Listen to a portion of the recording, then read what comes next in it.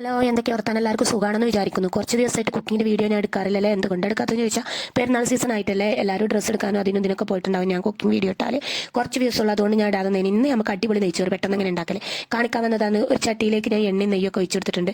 അതിൽ ഞാൻ വലിയുള്ളി വാട്ടിയെടുത്തു. അതുപോലെ അതിൻ്റെ ഒപ്പം തന്നെ പൊട്ടറ്റോയും കൂടി കൂട്ടത്തിൽ പൊട്ടറ്റോയും കൂടി വാട്ടിയെടുത്താൽ പ്രത്യേക ടേസ്റ്റാണ്. അല്ലെങ്കിൽ ക്യാരറ്റ് വാട്ടിയെടുത്താലും മതി. ഈ കുക്കറിൽ ഞാൻ എന്തോന്നാ ചെയ്തതെന്ന് ഞാൻ പറഞ്ഞുതരാം.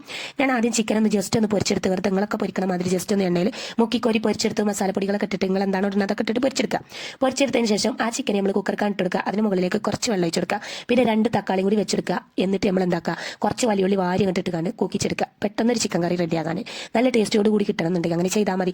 ഇവിടെ ഞങ്ങളോട് പറഞ്ഞിട്ടില്ലേ, നിങ്ങൾ ഈ ഒരു കുക്കർ വാങ്ങിക്കോളി ഞാൻ വിളിച്ചിട്ടൊക്കെ നിങ്ങൾ ഇഷ്ടം നല്ല ഉപകാരമുള്ള ഒരു സാധനമാണത്. ഇതിൽ നമ്മൾ നെയ്ച്ചോറുണ്ടാക്കാം. നമ്മൾ വെള്ളമൊക്കെ ആദ്യം വെച്ചിട്ടുണ്ടായിരുന്നു, തിളച്ച് വന്നു. അതിലേക്ക് ഞാൻ നേരത്തെ വാട്ടിയെടുത്തിന് എല്ലാ ഇൻഗ്രീഡിയൻസുകളും നീക്കി ചേർത്തെടുത്തു.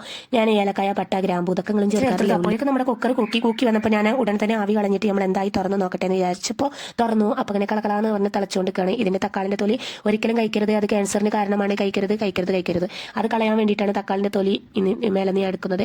പിന്നെ ആ സ്റ്റിക്കറിന്റെ വീഡിയോയും പരസ്യമൊക്കെ ഞാൻ ചെയ്തിട്ടുണ്ടായിരുന്നു. ആ സ്റ്റിക്കർ കണ്ടങ്ങൾ അവിടെ തേപ്പ് റെഡിയാകാത്തതുകൊണ്ടാണ്, അവിടെ ഒട്ടിയിട്ട് നിൽക്കാത്തതുകൊണ്ട്. അതുകൊണ്ടാണ് ഞാൻ പറഞ്ഞത് അത് ചിലടത്ത് നിൽക്കൂല എന്ന് പറയാനുള്ള കാരണം എന്താ വെച്ചാൽ, നല്ല കറക്റ്റ് പെയിന്റിംഗ് ആയിരിക്കണം, കറക്റ്റ് ഫിനിഷിങ്ങോട് കൂടിയുള്ള സ്ഥലത്താണ് നിൽക്കുക.